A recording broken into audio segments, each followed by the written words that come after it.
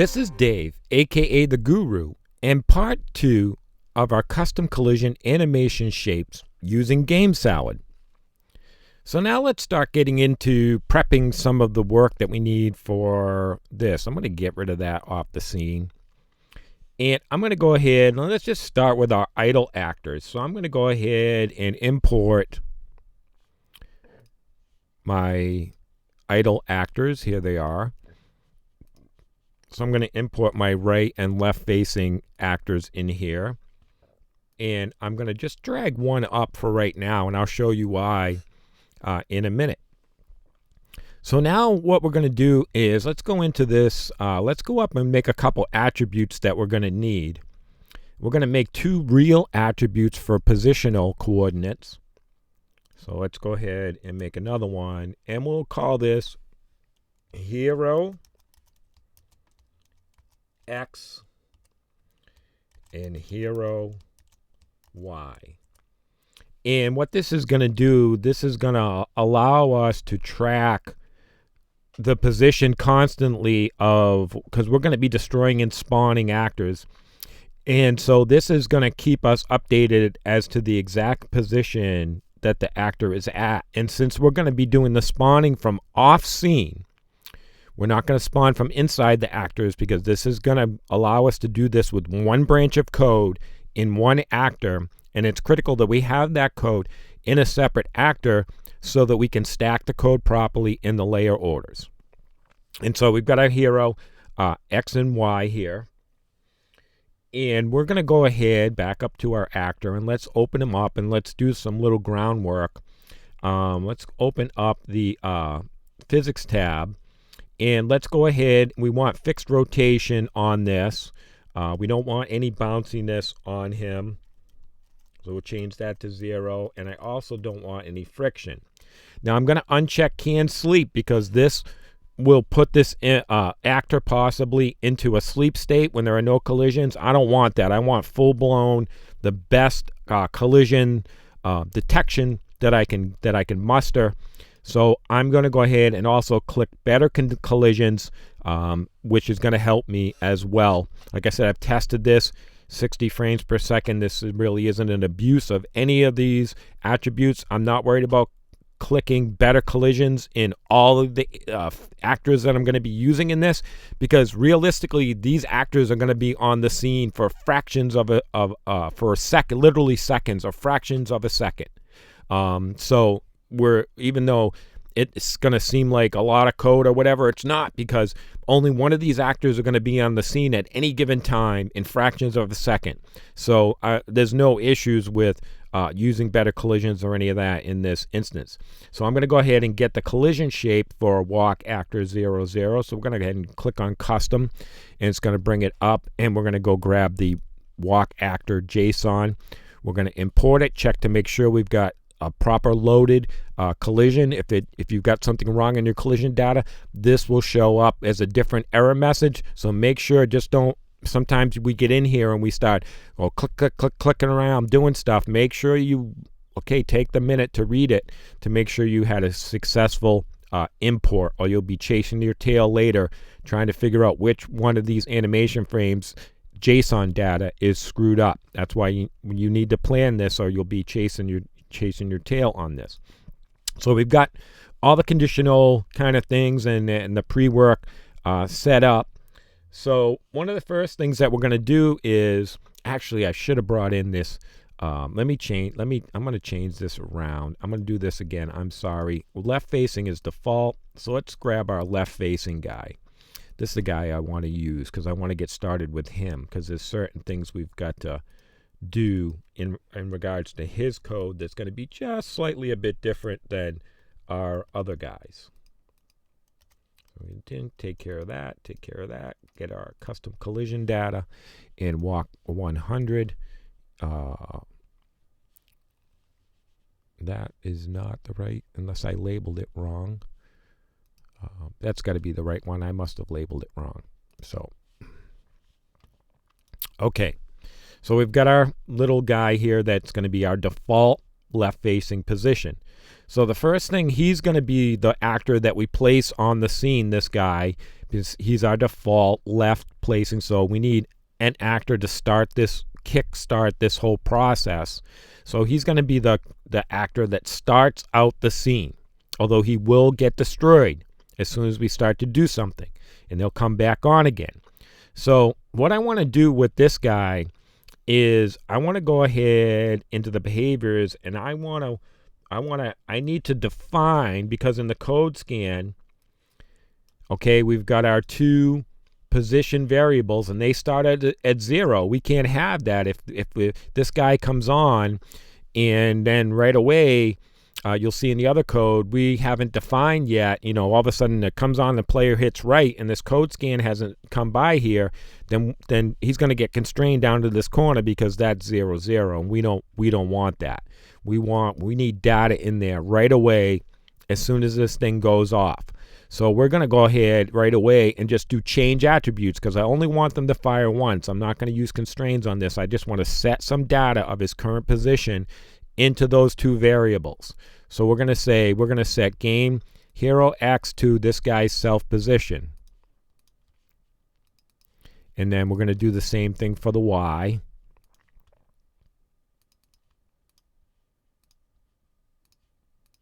Okay, and that's going to give us data in there, so we're not ending up getting glitched out over to 0, 0.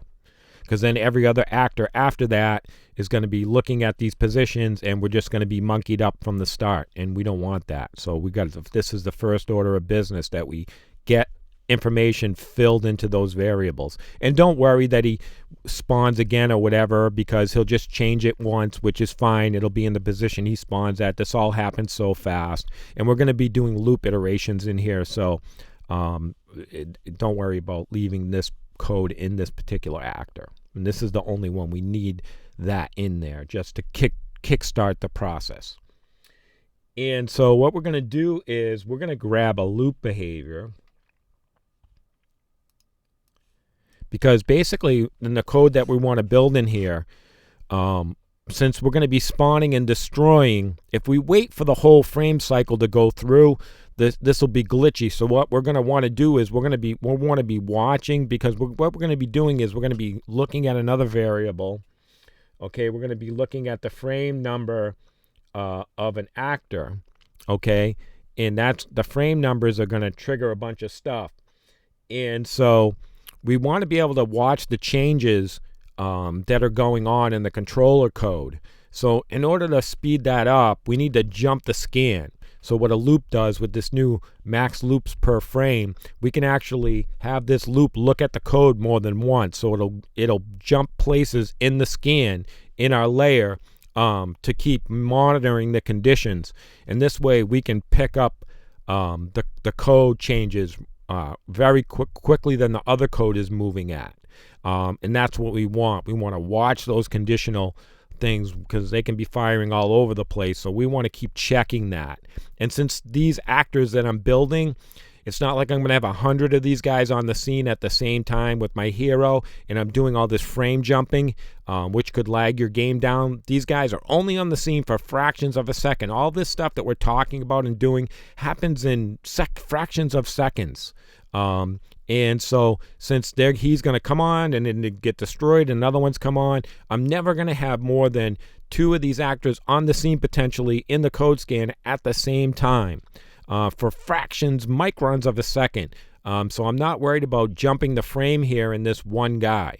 It's not a big deal. So we're going to change this to 3. And then we've got a loop while all conditions are valid. So what I'm going to do is, since I want this to fire all the time, I know I'm not going to be modifying the color. The color is always going to be the same. So I'm just going to watch green and say as long as green is 1. And I'm not changing the color on this guy. So green will always be 1 no matter what. So I'm just going to go grab that condition, and I'm going to say, yeah, when you're 1, which will always be 1, which will means this loop will keep going. And I know I'm not changing the color, so I'm just going to leave it that way. It's a good, safe thing for me to look at.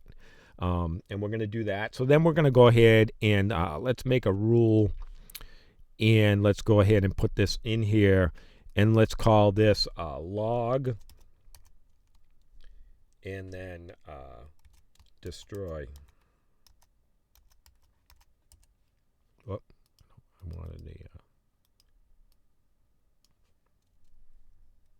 I wanted this. And so we're going to log and destroy. And so what we're going to do is in this player here, and remember, everything's happening so fast. So you'll kind of see as the code builds out what's going on here in these actors. And since this guy's not moving, he's going to have a little bit of a different code because this is the idle position. And so what we want to do is we're going to go ahead and say when attribute, and so we know idle left is 1 in our move. So we're going to go to game.move trigger, and we're simply going to say if you don't equal 1, if you equal any other number, we don't want you on the scene anymore. So when you don't equal 1, we have no need for you anymore because we're not idling. So what we're going to do is we're going to go ahead, and I'm just going to use constraints. And the reason why I'm going to use constraints is I want a solid update down to the decimal places of these things logging until I do a destroy. So I'm going to put these in there first. So when this fires, I get the most updated position of this guy from the next spawning actor. So I'm going to go ahead and I'm going to constrain hero X to this guy's self position X. And then I'm going to go ahead and constrain game hero Y to his self position Y. Okay. And then we're going to go ahead and say after you've completed those tasks, go ahead and destroy this actor. And so now we've got this code, and this is going to be the same code we're going to use in pretty much all our guys here. So I'm going to go ahead over to the customs tab, and I'm going to just go ahead and drag that in there. And now I can use it in my other actors. So let's go ahead and grab our let's go ahead and get our images, and we'll get the right guy in here, and we will go ahead and set him up with his proper conditions here, and 0, and this, and then custom.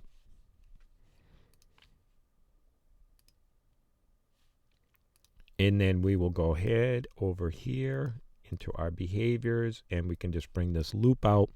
I don't need this change attributes in here, and all I need to do is change this to 2, which is right facing.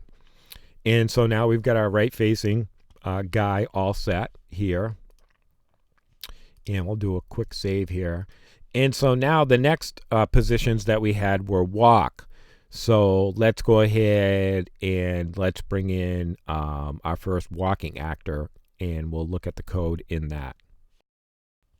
So let's go ahead and I'll grab one of the images. I'll just grab the starting image, and I'll grab the left walk. Let's see, where's my walk left. And we'll just go ahead, and my first here is my walk left actor, and I'm just going to go ahead and just grab him for right now. We'll bring him in here, and we'll go ahead and set up his physics. And then we will go ahead and grab his custom collision shape, which is 101 walk. Got a good load on that. And so we're gonna do how I'm gonna do velocity on this. Instead of using a move behavior, like a straight move, which I'll show you. Let's just grab a straight move, which people usually use move or accelerate to go in a platformer style. We basically have two things. We have direction and we have speed, and then relative to scene and all that. These are actually just, you can actually code this stuff. You don't need a move behavior. And so I'm going to code this in. I'm not going to use this move behavior, because what happens is if I put a move behavior in every single one of these frames, this move has a startup kind of velocity. And so if I use the move, then I'm going to get tiny little hitches in my actor's movement, just because this move to behavior kind of has to ramp up, and everything happens so quickly. I want to bypass this. So what I'm going to do is I'm going to go ahead and in this attribute, I'm going to make a real attribute, and I'm going to call it velocity, hero velocity.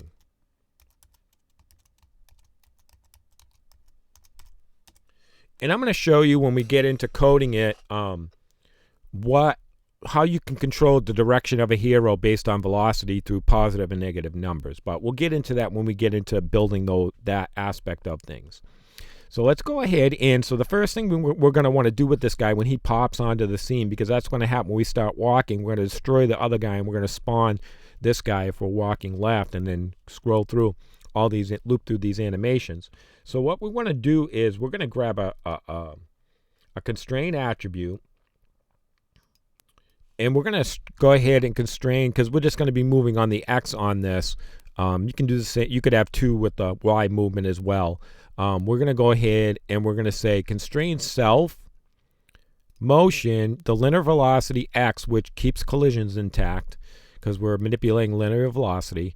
It's same as a move to in the physics engine. And we're going to go ahead and say constrain it to whatever we set hero velocity. And this hero velocity is going to help us keep everything consistent. And it also narrows all the code back down to one variable. So if we want to manipulate the velocity for every single actor that we're going to spawn here, or everything that we're going to do in relationship to this, we can do it through this one variable. And so now we've got all the code linking back to that, and we know that everything is going to be in sync. We don't have to worry about when an actor is firing or where it's reading its information from. Every single actor is going to be getting its information from the same one variable that's going to be controlled from the same one spot of logic branch.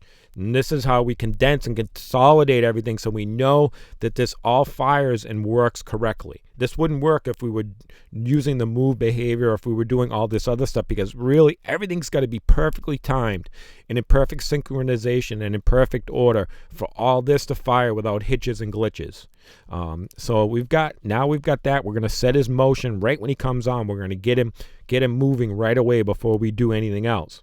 And so now what we're going to do is we're going to come in and we're going to grab our loop behavior that we set out here with our similar situation. But what we're going to do is we're going to drag these constraints out of here, because basically we want this guy, since he's going to be moving at a velocity now, the only thing we want in the destroy, and actually I'm going to put this above here in the code scan.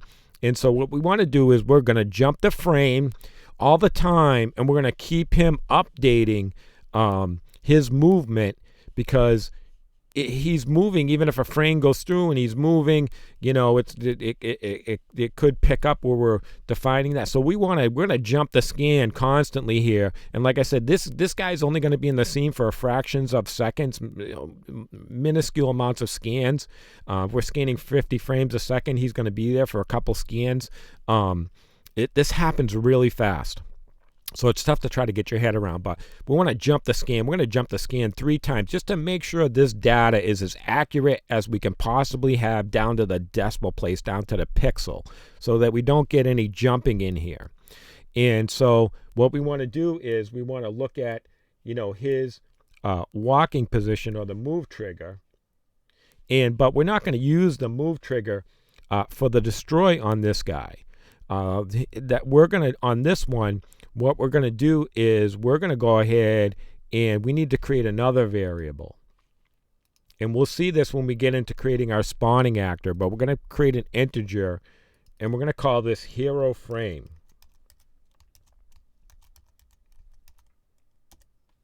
And the reason why we need to do the frame is because we know that walking is one condition. So if we use the move, trigger, we could use it in the idle because, well, there's only one frame for the idle. He's just standing there. You would have to do this similar thing if you wanted movement in the idle position. But since I'm just using an actor that just has one frame, one image for standing idle, then I can just monitor the move trigger. But since I'm going to have I think I have 4 or 5 or 7 frames of animation with walking. And since the general walking call is changing this variable left facing to 3, the move, that doesn't allow me to monitor where I am in the frame count. So in other words, he's frame 1. So what I want to do is I want to destroy this actor based on what frame I want to be on. And I'm going to spawn the next frame of my animation actor. So I'm going to go ahead actually, and I'm going to just go to that hero frame. And I'm going to say, when you're not 1, destroy. And so you'll see later on this hero frame, we're going to be counting the frames of an animation using the animate behavior in that new variable output that we can use. So that's what we're going to be doing. We're going to be putting animation information, frame counting out through that into that variable, and that's how we're going to control when heroes are spawned and destroyed, which frame is spawned and destroyed. So we're going to be looking at our frame. So we're going to say, when you're not 1 anymore, when you're not frame 1, destroy you, get rid of you. But keep looping, jumping the loop, giving us your position, and then when we're done with you, you go. You're gone. You're done. And so let's go ahead and do a save. And so let me drag this back. I'm going to rename this, and I'm going to call this loop animation. And I'm going to go ahead and I'm going to drag this down in here. And then I'm also going to say, I'm going to call this velocity, because I can use this again. It's just a generic game level calls. There's no this self attribute will automatically carry over because it's a default in the code base, so it's all the same in every actor, unlike self ones we create. So I can drag all this stuff around. So now I've got my code already set up. So now basically what I can do is go in and let me just create another one, and then I'll show you kind of what I mean. And then I'm just going to go ahead and bring in my other actors for left, right, walking. And then we'll go ahead and build out the code first for walking, and then we'll go build the rest out. And so what I'm going to do is I'm going to go to my image tab, and I'm going to just go ahead and I'll grab the rest of mine while I'm in here. So you can see I've got 1, 2, 3, 7 animations that I'm going to use for my walking. So let me just expand this out to make sure GameSolid's bringing them in the right order. And so I'm going to go ahead and grab my 2 guy, and I'm going to quickly set him up.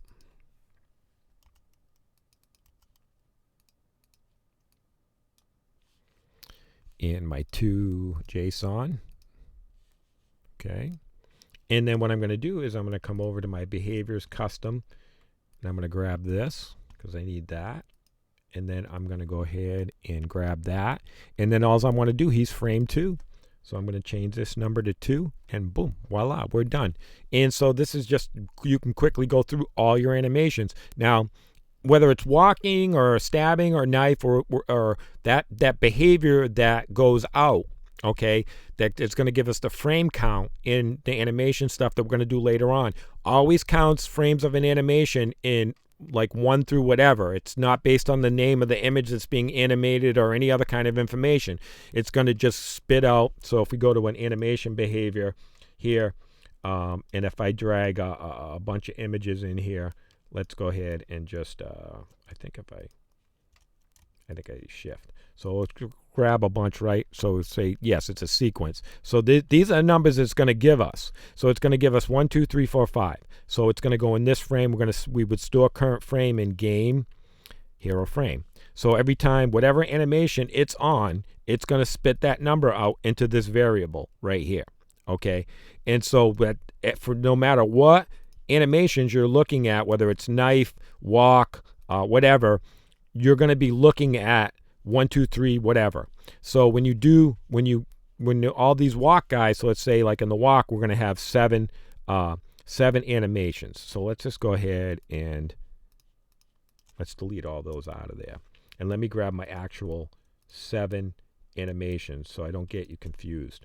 So here's our 7 animations, yes. So we're going to have 7 actors, and we're going to spawn and destroy these actors based on how the animate behavior is cycling through them, spitting it out to this thing.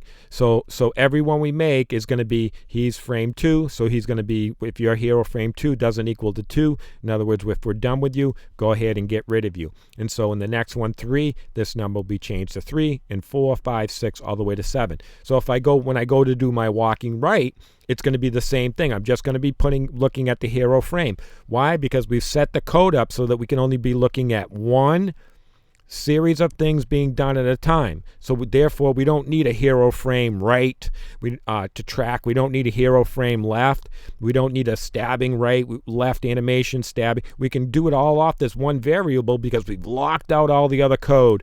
But we're only doing one thing at a time. We can only be facing left, walking left. We can only be facing right, walking right. You can't be doing both. So you'll never have conflicting or we won't have other branches of code trying to feed into this variable. So therefore, we only need one variable to look at because we're only doing one thing at a time.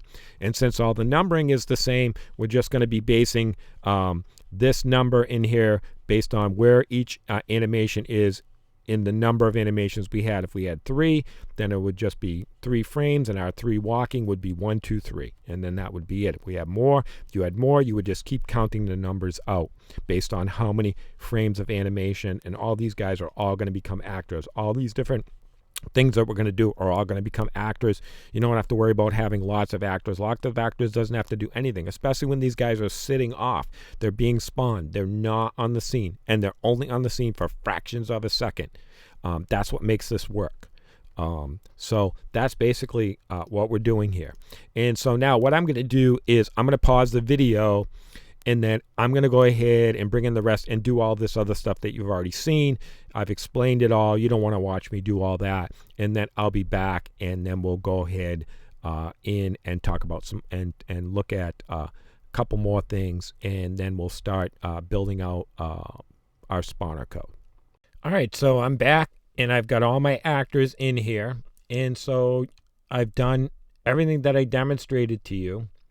So basically, here's my walking right. This is all the same code. He's frame 1. I just changed that to 1. I've got all my physics attributes set properly. And then if we go down to frame 7, you're just going to see that everything's the same except for this one value here, hero frame number 7, because he is animation frame number 7. And that's basically all set for beginning to build out our walking animation situation here. We've got everybody set up properly from our idle to walking left and right with our controller with the keyboard commands. And so then what we're going to do in the next video is we're going to start building out our spawning actor that's going to take care of basically faux animating all these actors that we have here in our custom collision shape animation. So anyways, this is Dave the Guru, and I'll see you in part 3 of Custom Collision Animations.